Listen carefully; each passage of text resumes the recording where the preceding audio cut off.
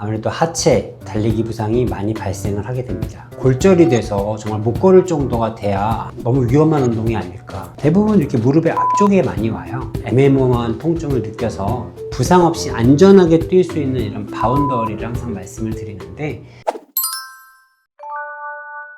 요즘 달리기를 하다가 부상을 입는 경우가 많은데 대체 달리기 부상이란 무엇을 말하는 걸까요? 달리기는 사실 이제 전신 운동입니다. 달리기를 하다 보면 어디든 이제 부상을 입을 수가 있죠. 근데 주로 국한된 부위는 아무래도 하체, 달리기 부상이 많이 발생을 하게 됩니다. 달리기 부상의 이제 통증에 대해서는 상당히 주관적인데, 어떤 러너는 이제 자그마한 통증도 조금이라도 느끼면 자기가 부상이라고 생각하는 그런 분들이 있는가 하면, 인내력이 좋고 참을성이 좋은 러너 같은 경우 발이 이제 골절이 돼서 정말 못 걸을 정도가 돼야 내가 부상이라고 인지를 하는 경우가 있습니다. 세계적으로도 달리기 부상이 하루라도 아프면 부상이라고 이렇게 정의한 적이 있었는데, 그때 유병률은 부상률이 한 80%에서 90%까지 상당히 높았습니다. 이러다 보니까 이게 달리기가 너무 위험한 운동이 아닐까. 또 정의를 좀 느슨하게 한 일주일에서 열흘 정도까지 아픈 거를 부상이라고 한번 해보자 라고 정의를 바꿔봤더니, 그때는 이제 30%에서 50%까지 달리기 부상률이 저하가 되기도 했습니다.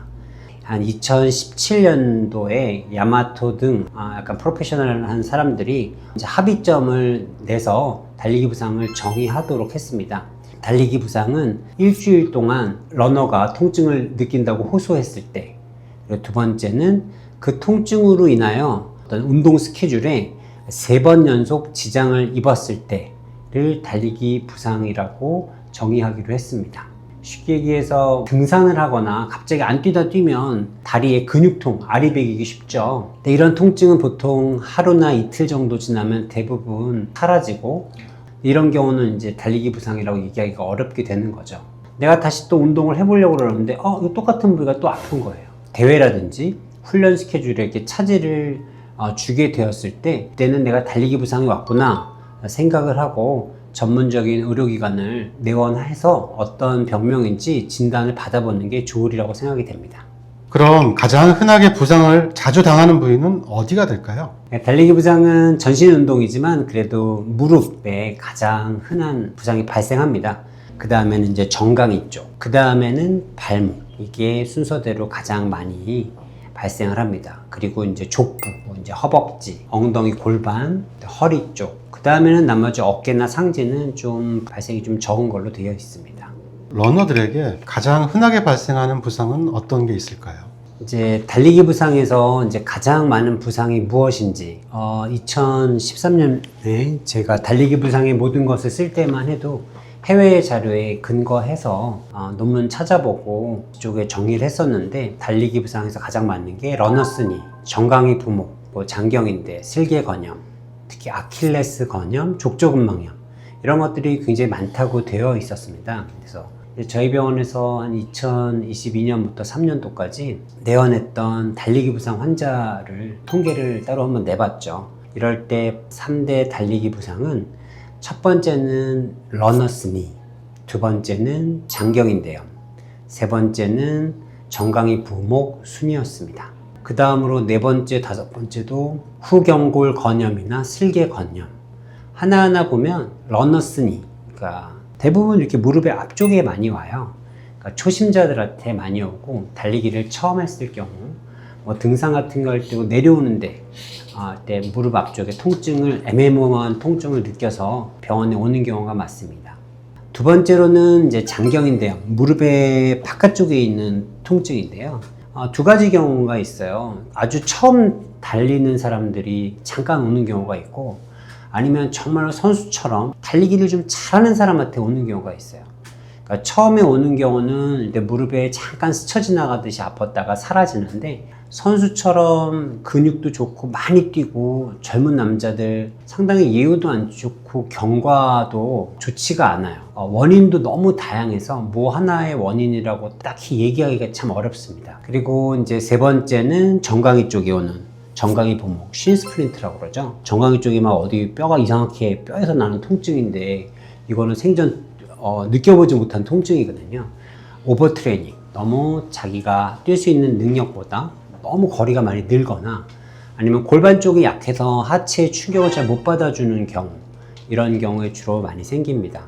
그리고 그 밖에 네 번째로 후경골 건염 증상은 영국 스포츠의학회에서 한 2005년도에 7개국의 한 2,000명을 대상으로 세계에서 달리기 부상이 얼마나 많은지를 리뷰한 메타 어널라이시 논문들이 있는데 거기에도 순위권에 있지 않았던 병명이에요. 그 사이에 사실 카보나가 생겼거든요. 지난번에도 말씀을 드렸지만 카보나의 반발력 때문에 발 주변의 압력이 상당히 높아지는 경우가 많아요. 후경골건 쪽에 압력이 높아지면서 조깅 페이스나 이럴 때 안 신던 카보나를 신게 되면 후경골건 쪽에 염증이 많이 생기면서 발생 빈도가 급증하는 경우가 저희 병원에서는 좀 있었거든요. 그리고 이제 다섯 번째는 이제 슬개건염. 슬개건염은 무릎 앞쪽에 오는 힘줄의 염증인데 이거는 이렇게 뛸 때 이렇게 약간 내리막을 뛰거나 약간 수직진 폭이 좀 많거나 이런 러닝 스타일, 또 무릎이 너무 신전되면서 착지할 때 이렇게 무릎에 오는 부상을 슬개건염이라고 합니다. 그 밖에도 뭐 다른 병명이 많아요. 그 중둔근에 있는 중둔건염, 대퇴근막 장근염, 햄스트링, 아킬레스 건염, 족저근막염, 각종 피로골절, 비골건염, 이런 모든 부상에 대해서도 이제 향후에 시간을 내서 좀 많은 빈도 순으로 원인이라든지 이유, 예방법, 아니면 치료 방법에 대해서 시간 나는 대로 설명을 한번 해드려 볼 예정입니다. 네, 그러면 달리기 부상의 원인은 무엇이라고 봐야 되나요? 달리기 부상의 원인은 한 가지 원인보다는 여러 가지 원인들이 유기적으로 복합적으로 나타납니다. 그러니까 저희 병원 통계에서도 네 가지를 먼저 보면은 첫 번째는 달리기 볼륨입니다. 달리기 양이 급격하게 늘었을 때 부상이 가장 많이 오고, 두 번째로는 좋지 않은 달리는 자세로 뛰었을 때, 그리고 세 번째는 속도가 너무 빨라졌을 때, 네 번째는 처음 달리기를 시작했을 때, 이런 순으로 달리기 부상의 원인이 많았었습니다. 하나하나 보면은 달리기 양이 는다는 것은 첫 번째는 일주일 동안 주당 마일리지, 총 뛰는 달리는 거리가 일주일에 총량이 늘었을 때, 혹은 빈도, 일주일에 한 번 뛰던 사람이 한 4번 뛰었을 때, 한 번 뛰는 거리를 보통 5km 뛰다가 갑자기 15km로 늘렸을 때, 이렇게 뭔가 양이 많이 늘어나면 데미지를 받고 내가 이렇게 큰 충격을 받고 버텨내지 못해, 이러기 때문에 부상이 생기기 쉬운 겁니다. 두 번째로는 좋지 않은 달리기 자세인데요. 모든 운동을 많이 해본 사람이면 아시겠지만 어떤 선수가 기록이 좋다 하더라도 그 선수의 폼이 꼭 정답이라고 얘기는 하지 않습니다. 달리기 부상에서는 그게 굉장히 중요한 부분인데, 저는 아름답고 잘 뛰고 이런 형이상학적인 폼보다는 부상 없이 안전하게 뛸 수 있는 이런 바운더리를 항상 말씀을 드리는데, 좋지 않은 달리기 자세라 하면 이렇게 뛰었으면은 항상 부상이 많더라 하는 이런 통계적 기초하고 논문에 베이스해서 항상 설명을 드리고 있습니다. 첫 번째는 이제 척추죠. 척추가 너무 많이 기울거나 너무 뒤로 서 있을 때, 이럴 때 부상이 오고, 두 번째는 골반의 균형인데, 골반이 어느 정도 잘 움직여야 되는데 균형이 안 맞아서 완전 쩔뚝쩔뚝 거리시는 분들이 있어요. 세 번째는 착지할 때 무릎이 너무 펴져갖고 충격을 주고 완충을 못하는 경우. 네 번째는 신체 무게 중심에 정확하게 떨어지는 질량 중심 착지를 해야 되는데, 신체 무게 중심보다 다리가 너무 앞으로 멀리 떨어져서 먼 착지를 하게 되는 경우, 이런 경우 또 부상이 많이 오기도 합니다. 보통 이제 우리 의사 선생님이 쉬어야 된다, 뛰지 말아야 된다, 이런 식으로 얘기를 많이 하는데, 꼭 안 뛰어야지만이, 무조건 쉬어야지만이 그게 최선일까요? 아니면 치료를 하면서 뛰는 것도 어떤 그런 방법이 있을까요? 이제 달리다가 뚝 소리가 나면서 어디가 다치는 경우, 종아리가 근육이 파열되거나 안쪽 연골판에 손상이 오거나 피로골절이 왔을 경우는 절대적으로 움직이지 않는 게 제일 좋거든요. 네. 근데 그런 몇 가지를 제외하고는 운동을 좀 해가면서 달리기 외에 수영이라든지 자전거, 아픈 부위를 괴롭히지 않고 다른 달리기 요소들을 증가시켜 줄 수 있는 그런 보강 운동, 크로스 트레이닝을 통해서 운동은 계속 유지해 주시는 게 좋습니다. 다음 이유로는 이제 속도의 증가입니다. 속도의 증가는 우리가 달리기를 할 때 평상시 속도보다 갑자기 1분에서 1분 30초 확 올려서 뛰게 되죠. 대회 때나 인터벌 트레이닝 할 때 평상시 조깅 속도보다 빨리 뛰는 경우가 많은데 속도를 올리게 되면 대부분 보폭을 크게 쓰게 되고 관절이나 근육, 인대에 부하가 많이 오게 되죠.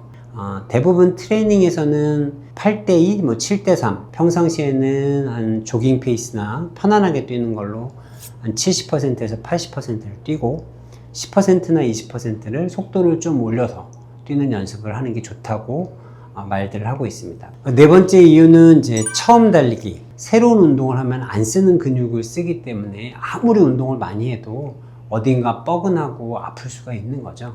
종합해 보면 이러한 요소들로 인해서 이제 오버트레이닝, 과하게 사용이 되고, 두 번째는 신체가 급격하게 어떤 변화를 겪게 되며, 세 번째는 이런 좋지 않은 자기의 달리기 습관 때문에 이런 부상이 발생하게 되는데요. 또 좀 고려를 해야 될 거는 신체의 해부학적 변화, 다리 길이가 하지가 짧던가 부동이 있던가 아니면 골반의 크기, 큐각이 크다든가 아니면 안짱다리, X형 다리, 팔자, 그리고 심한 평발, 이런 여러 가지 요소들이 또 복합적으로 달리기 부상이 왔을 때 전반적으로 왜 왔을까를 이렇게 무슨 퍼즐을 맞히듯이 다각도로 생각을 해보시는 게 달리기 부상을 접근하는데 가장 좋은 방법이라고 생각이 듭니다. 달리기 부상에 관해서 이렇게 이제 유튜브를 풀어 나가는데 예전에 한 2, 3년 전에도 하다가 이제 제가 중단을 하고 다시 이렇게 시작한 이유는 그동안은 많은 경험도 없었고 어느 정도 제가 실제적으로 느끼는 모든 것을 다 말하기에는 좀 역부족이었던 것 같아서 잠시 쉬었었습니다. 네, 지금은 이제 많은 경험이 생겼고 치료의 노하우라든지 증거 중심 그리고 경험 중심 좀 믿음이 갈 수 있는 그런 이야기를 할 수 있게끔 방송을 진행을 좀 해볼 예정입니다. 그래서 유튜브를 보시다가 궁금한 거 있으시면 편하게 많은 질문 답변을 주시기 바랍니다. 사실 달리기 부상에 대해서 경험치와 이론적 베이스를 갖고 이야기를 한다는 게 아마 저희 채널에서만 가능할 것 같은데, 그런 책임감을 가지고 과학적인 접근 방식과 합리적인 내용으로 여러분들에게 편안하게 다가서도록 노력하겠습니다. 감사합니다.